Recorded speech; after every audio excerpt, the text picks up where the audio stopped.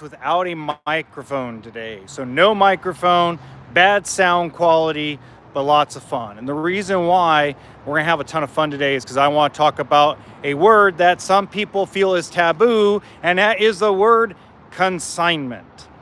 Now, a lot of folks wonder why a dealership, and that includes boat dealership and cars, not just RVs, but why is it in the RV or in the car industry or in the dealer market, they would rather consign a vehicle than to buy it outright up front? Well, two reasons why. Number one is the word cash flow. When you have a consignment, when you are consigning a trailer, a travel trailer, a motorhome, a toy hauler, a fifth wheel, any type of RV, what it does at the end of the day is it gives the dealership a free piece of inventory, so they're willing to take bigger risk and pay more money at the end for the unit once it sells. Give you a great example, and we're gonna switch over, okay?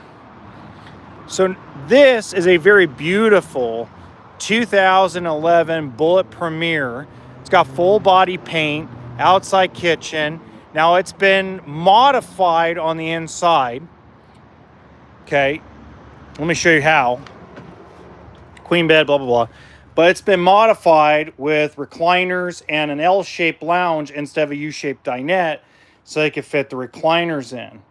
Now, what I'm going to refer to when I say this is a consignment of this will actually net the customer more money, because if I was going to buy this outright and resell it, I would almost for nothing because of the age. Because of the fact the customer is willing to consign it, we're probably going to get them between, $8 and $9 grand for it, hopefully. Okay, just to kind of give you an example. So that's one example. Another example would be a coach that maybe is in really good shape on the inside, but has some exterior cosmetic stuff, right? So when we go to here, like this Bullitt. So this is a 2016 Bullitt Ultralight 212. It's a little 26.5-foot travel trailer. I don't know if you could see it or not, but I'm going to try to stand to the side. See how it has this popping and bubbling out, right? Oh, there you go, Dave. That's pretty cool. So this is not structurally a problem. This happens in heat a lot, and the old fiberglass that Keystone used to use on the Passport and the Bullitt. And what happens and what occurs, guys, is if I was going to buy it as a dealership, as a purchase, customers have the expectation that that's going to get fixed. While if it's a consignment, basically a for sale by owner, because it's not structurally a problem, we could get the customer more money.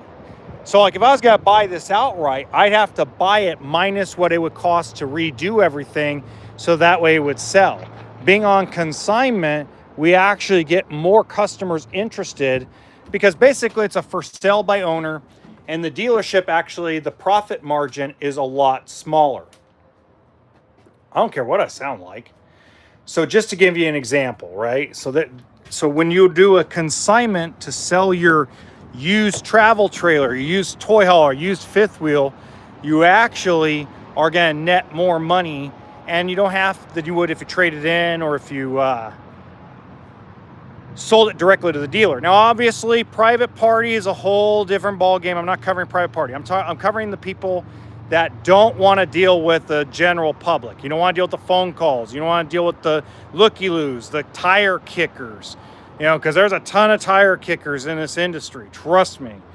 I see them every day. But like we have a lot of consignments, more than we have trades. And trades, we hit hard because we have to sell them fast. A consignment, most of our consignments actually we sell within 45 days. I mean, that's the majority. Once it kind of cycles through, if we have them priced right, like we have a 2-bedroom Rockwood trailer, a little Springdale over here, a little Bullitt, Premier. I have now 2 fifth wheels on consignment, a couple motorhomes. And the problem is I don't have them for long. So I don't keep them long enough to have stock. That's just crazy. That's why I keep saying on all my podcast episodes that there are more buyers in the market than there is inventory. Because, I mean, once we have something priced right,